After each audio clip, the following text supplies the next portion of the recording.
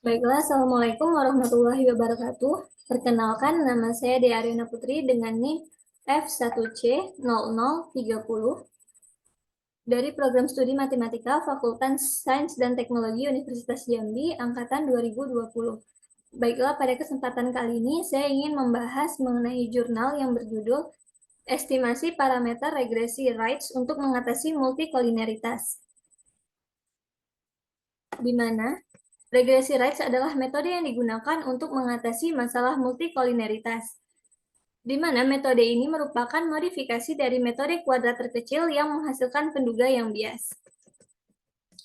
Sedangkan analisis regresi merupakan satu di antara analisis statistik yang digunakan untuk menganalisis hubungan antar variabel, yaitu variabel independen dan variabel dependen.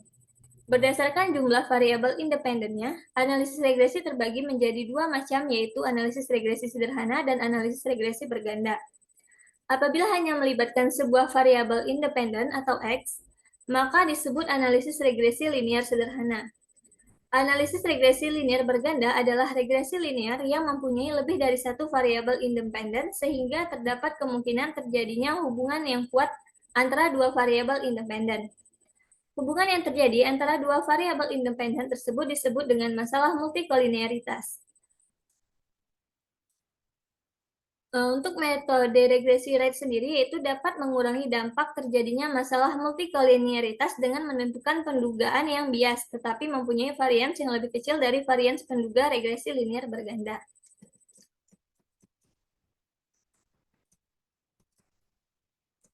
Secara umum, model regresi linear berganda dengan row variabel independen dinyatakan yaitu dalam bentuk sebagai berikut.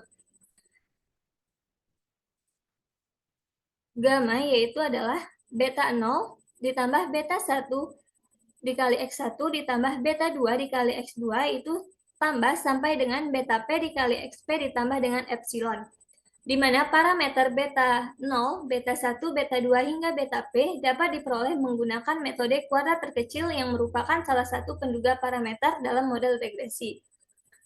Di mana tujuan dari metode kuadrat terkecil yaitu untuk menaksir parameter regresi dengan cara meminimumkan jumlah kuadrat galat atau error model yang terbentuk. Adapun parameter metode kuadrat terkecil yaitu dapat diperoleh dengan cara beta topi itu sama dengan X berpangkat T dikali X inverse dikali dengan X berpangkat T dikali Y, dengan X adalah matriks variabel independen berukuran N dikali P, dan Y merupakan vektor variabel dependen berukuran N dikali 1. Analisis regresi linear berganda memiliki beberapa asumsi yang harus dipenuhi. Asumsi tersebut sebagai berikut, yaitu yang pertama, nilai rata-rata galat bernilai 0, yaitu ekspektasi epsilon I itu sama dengan 0, di mana nilai I itu sama dengan 1, 2, hingga N. Untuk yang kedua, varian epsilon I itu sama dengan ekspektasi epsilon I kuadrat itu sama dengan sigma kuadrat. Yang ketiga, tidak terjadi autokorelasi antara galat, berarti kovarian epsilon 1, epsilon J itu sama dengan 0, di mana I itu tidak sama dengan J. Variabel independen X1, X2, hingga XP itu konstan dalam sampling yang terulang dan independen terhadap galat epsilon I. Yang kelima, tidak terjadi multikolineritas. Yang keenam, epsilon I berdistribusi normal dengan parameter sigma kuadrat terhadap 0, artinya galat berdistribusi normal dengan rata-rata 0 dan varian sigma kuadrat. Selanjutnya, multikolineritas yaitu adalah suatu kondisi adanya hubungan linear di antara variabel-variabel independen dalam model regresi, di mana multikolineritas dapat dideteksi menggunakan variance inflation factors, yaitu dapat dihitung menggunakan rumus 1/1 dikurang Rj kuadrat, dengan R merupakan koefisien determinasi ke J, di mana J bernilai dari 1 hingga K, di mana apabila nilai VIF lebih besar dari 10, maka mengidentifikasi adanya multikolineritas. Selanjutnya yaitu adalah pemusatan dan penskalaan atau centering and scaling, di mana ini adalah bagian dari membakukan variabel. Prosedur pemusatan dilakukan dengan menghilangi beta 0 topi atau intercept sehingga membuat perhitungan regresi menjadi lebih sederhana. Prosedur penskalaan dilakukan dengan cara mentransformasikan variabel dependen Y dan variabel independen X dalam bentuk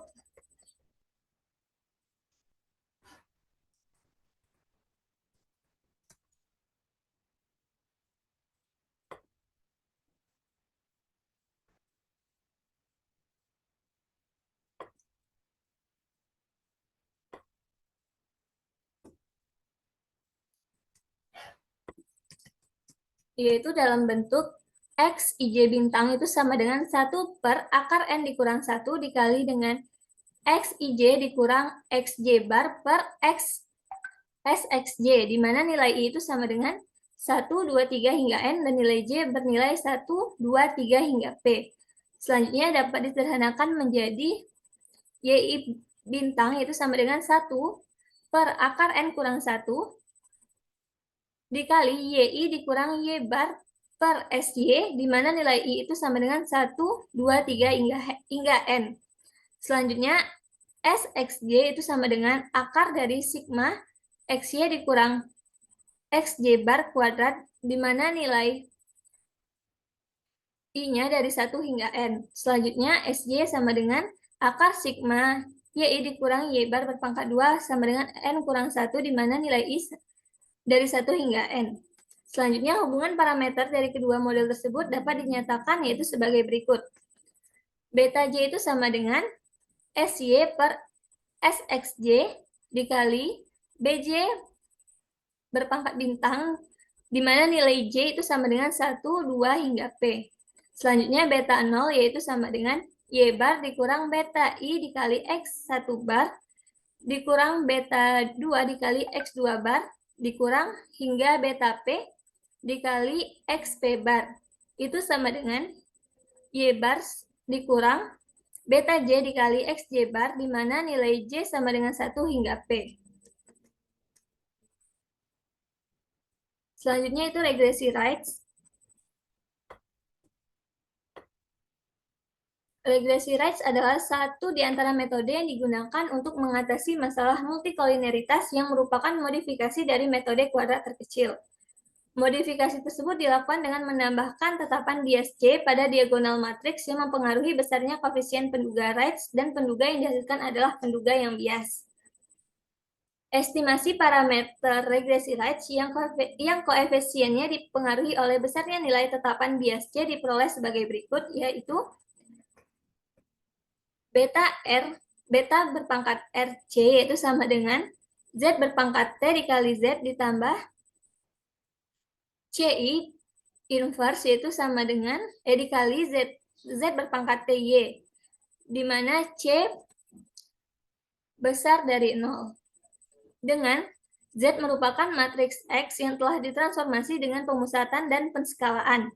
Y merupakan vektor matriks Y yang telah ditransformasi dengan pemusatan dan penskalaan. I merupakan matriks identitas dan C merupakan nilai tetapan bias. Sifat dari penaksir Rice pada umumnya memiliki variansi yang minimum, sehingga nilai VIF pada regresi Rice adalah diagonal utama dari matriks berikut, yaitu Z transpose dikali Z tambah C ditambah CI inverse itu sama dengan Z transpose Z dikali Z transpose Z ditambah CI inverse. Selanjutnya itu adalah iterasi Hoyle, Kernat, dan Baldwin atau HKB, di mana merupakan metode penentuan tetapan bias C yang bersifat analitik. Penentuan nilai C menggunakan iterasi HKB didasari oleh persamaan sebagai berikut, yaitu C HKB itu sama dengan P rho kuadrat per beta berpangkat T topi dikali beta topi, atau sigma kuadrat sama dengan Y dikurang X beta topi berpangkat T dikali Y dikurang X beta topi per N dikurang P dikurang 1, yaitu dengan rho merupakan jumlah variabel independen, sigma kuadrat merupakan variansi, dan beta topi merupakan estimasi parameter metode kuadrat terkecil. Selanjutnya, penentuan tetapan bias menggunakan iterasi HKB dilakukan dengan langkah-langkah, yaitu yang pertama, nilai awal tetapan bias CI diperoleh menggunakan persamaan ketujuh pada sebelumnya dengan parameter yang diperoleh dari metode kuadrat terkecil. Yang kedua, estimasi parameter regresi Raids menggunakan nilai C awal, yaitu dengan menggunakan rumusan beta berpangkat RC, yaitu sama dengan Z transpose Z ditambah CI inverse dikali Z transpose Y. Yang ketiga, nilai tetapan bias yang baru yaitu adalah CI tambah 1 diperoleh menggunakan parameter regresi Raids, yaitu rumusnya CI tambah 1 itu sama dengan P rho kuadrat per beta topi berpangkat RT dikali beta topi berpangkat R. Yang selanjutnya yaitu adalah iterasi akan berakhir apabila CI ditambah 1 dikurang CI, yaitu ekuivalen dengan 10 berpangkat min 10. Apabila sebaliknya, CI ditambah 1 menjadi tetapan bias awal CI dan lakukan kembali, yaitu langkah yang kedua. Selanjutnya, uji signifikansi regresi, yaitu di mana terdapat dua jenis uji dalam parameter model, yaitu pengujian secara simultan, di mana dengan menggunakan F hitung yaitu sama dengan JKR per P per JKS per N dikurang P dikurang 1. Yang kedua yaitu adalah pengujian secara parsial, yaitu hipotesisnya yang diujikan terhadap data yaitu H0 itu sama dengan beta I sama dengan 0, H1 itu sama dengan beta I tidak sama dengan 0, di mana I itu bernilai 1, 2, hingga K. Di mana analisis data tidak dapat dilanjutkan apabila H0 diterima, yaitu jika T hitung lebih kecil atau sama dengan dari T alfa per 2 N kurang P kurang 1, atau sebaliknya jika H0 ditolak, maka data tidak dapat dianalisis dan dibentuk model, di mana nilai F hitung dapat diperoleh dengan menggunakan rumus yaitu T sama dengan beta I topi per SE dikali beta I topi.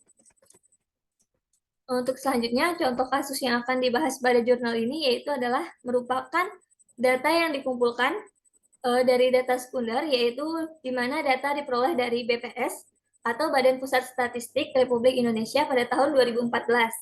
Di mana data yang dikumpulkan yaitu merupakan data tingkat pengangguran terbuka, di mana jumlah penduduk miskin, jumlah penduduk, dan tingkat partisipasi angkatan kerja dari provinsi yang berada di Indonesia, di mana sampel yang diambil yaitu terdiri dari 33 provinsi.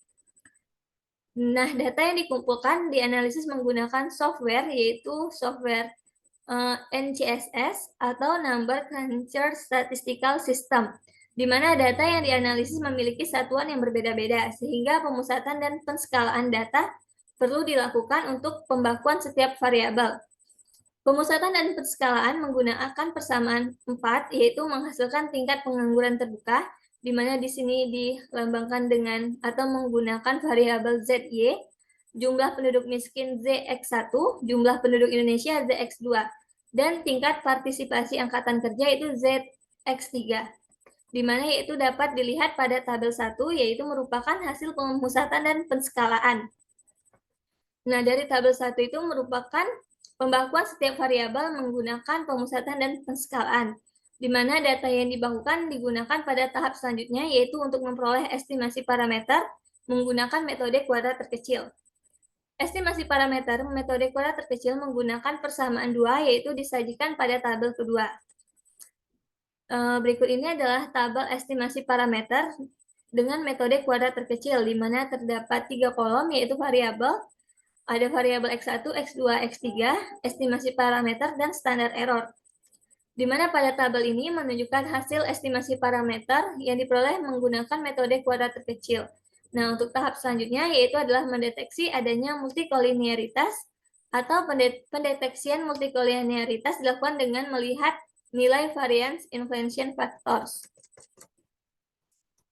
Selanjutnya yaitu ada tabel ketiga. Tabel ketiga merupakan nilai dari variance inflation factors, yaitu di mana terdapat variabel X1, X2, X3, dan terdapat juga nilai pada setiap variabelnya. Sehingga dapat disimpulkan dari tabel ini terjadinya multikolinearitas.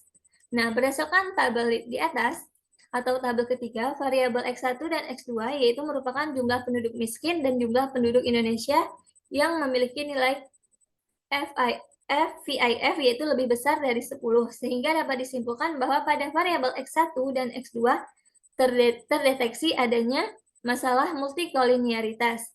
Nah, untuk tahapan berikutnya yaitu mengatasi masalah multikolinearitas menggunakan regresi Rice dengan langkah awal yaitu menentukan nilai tetapan bias C, di mana nilai tetapan bias C ditentukan menggunakan metode iterasi HKB, di mana tahap awal atau tahap pertama yang dilakukan dalam proses iterasi yaitu menentukan nilai tetapan bias awal menggunakan estimasi parameter metode kuadrat terkecil. Tetapan bias awal yang diperoleh digunakan untuk mengestimasi parameter regresi Rice. Iterasi berakhir apabila nilai tetapan bias C bernilai konvergen, di mana nilai VIF beta topi C dengan tetapan bias iterasi HKB yaitu disajikan dalam tabel 4. Begitu juga nilai beta topi C dengan tetapan bias iterasi HKB yaitu dapat dilihat pada tabel kelima. Berikut ini adalah tabel keempat di mana merupakan tabel nilai VIF beta C topi dengan tetapan bias iterasi HKB. Untuk selanjutnya, tabel yang di bawah merupakan tabel untuk nilai beta topi C dengan tetapan bias iterasi HKB. Nah, berdasarkan tabel 4 dan tabel 5, hasil iterasi tetapan bias C berakhir pada iterasi ke-6, yaitu dengan nilai tetapan bias C sebesar 0,1162. Sehingga tetapan bias yang diperoleh menghasilkan estimasi parameter dengan nilai VIF sebagai berikut, yaitu estimasi parameter regresi Rice dengan iterasi HKB. Sehingga persamaan regresi yang diperoleh yaitu adalah Y topi itu sama dengan minus 0,0349Z1 topi ditambah 0,1957 Z2 topi dikurang 0,6201 Z3 topi. Untuk tahap terakhir yaitu dilakukan uji signifikansi regresi persamaan yang telah diperoleh. Nah, uji signifikansi regresi dilakukan dengan dua tahapan yaitu signifikansi regresi secara simultan dan secara parsial. Uji signifikansi regresi secara simultan dilakukan untuk melihat hubungan antara variabel-variabel independen dengan variabel dependen. Di mana tabel ke-7 ini merupakan tabel ANOVA regresi Rice, di mana terdapat sumber keragaman, derajat independen, jumlah kuadrat, F hitung, dan F 0,05, 3,29, dan R square. Nah, berdasarkan tabel di atas diperoleh nilai F hitung sebesar 8,7231 dengan taraf signifikansi sebesar 0,05. Diperoleh nilai F 0,05 3,29 sebesar 2,93. Sehingga keputusan yang diambil yaitu tolak H0, yang berarti terdapat hubungan linear antara variabel-variabel independen dengan variabel dependen. Uji signifikansi regresi secara parsial dilakukan untuk mengetahui variabel apa saja yang berpengaruh secara signifikan terhadap variabel dependen. Tabel 8 merupakan signifikansi koefisien regresi. Berdasarkan tabel 8, variabel independen X1, X2, dan X3 berpengaruh secara signifikan terhadap variabel dependen, yaitu tingkat pengangguran terbuka. Karena T hitung itu lebih besar dari T tabel. Koefisien penduga yang diperoleh pada regresi Rice dalam bentuk baku yaitu pada tabel 4 dikembalikan dalam bentuk standar, sehingga model regresi yang diperoleh yaitu Y topi itu sama dengan 27,69651 dikurang 5,952586 eksponen min 0,5 X1 topi ditambah 3,818162 eksponen min 0,5 X2 topi dikurang 0,3372014 X3 topi ditambah dengan epsilon. Sehingga model regresi Rice menyatakan bahwa variabel jumlah penduduk Indonesia X2 berjalan searah dengan variabel tingkat pengangguran terbuka. Setiap peningkatan jumlah penduduk Indonesia, satu satuan diikuti dengan peningkatan tingkat pengangguran terbuka yaitu sebesar 3,818162 eksponen min 0,5 dan setiap penurunan jumlah penduduk Indonesia satu satuan diikuti dengan penurunan tingkat pengangguran sebesar 3,818162 eksponen min 0,5. Variabel jumlah penduduk miskin X1 dan tingkat partisipasi angkatan kerja X3 yang bernilai negatif berjalan dua arah dengan variabel tingkat pengangguran terbuka. Artinya, setiap peningkatan kedua variabel tersebut diikuti dengan penurunan tingkat pengangguran terbuka dan setiap penurunan kedua variabel diikuti dengan kenaikan variabel tingkat pengangguran terbuka. Variabel tingkat pengangguran terbuka akan bernilai sebesar 27,69651 apabila tidak dipengaruhi oleh variabel independen atau variabel independen bernilai 0. Perbandingan nilai VIF metode kuadrat terkecil dan regresi rate disajikan dalam tabel. Berikut ini adalah perbandingan nilai VIF di mana pada variabel pertama perbandingannya itu adalah 12,9491 dan rates-nya 1,0373. Untuk variabel kedua yaitu 12,9564 dengan 1,0374. Untuk variabel ketiga 1,1132 dengan perbandingan 0,8037. Nah, dari tabel tersebut menunjukkan perubahan nilai VIF yang menyatakan tentang multikolinearitas. Menggunakan metode kuadrat terkecil dinyatakan terdapat masalah multikolinearitas pada dua variabel independen. Masalah multikolinearitas tersebut teratasi setelah dilakukan analisis menggunakan metode regresi Rice. Sehingga dapat disimpulkan berdasarkan hasil analisis yang terjadi pada jurnal ini, diperolehlah kesimpulan sebagai berikut, yaitu yang pertama, masalah multikolinearitas yang terjadi pada metode kuadrat terkecil dapat diatasi dengan menggunakan metode regresi Rice. Yang kedua, jumlah penduduk miskin X1 dengan variabel X1 dan jumlah penduduk Indonesia dengan variabel X2 dan tingkat partisipasi angkatan kerja dengan variabel X3 berpengaruh secara signifikan pada tingkat pengangguran terbuka dengan R kuadrat sebesar 47,43%, di mana model regresi Rice yang diperoleh untuk data tingkat pengangguran yaitu adalah IETOPI itu sama dengan 27,69651 dikurang 0,0000595 X1 topi ditambah 0,0000381 X2 topi dikurang 0,337 X3 topi ditambah epsilon. Baiklah, berikut hanya itu yang dapat saya sampaikan.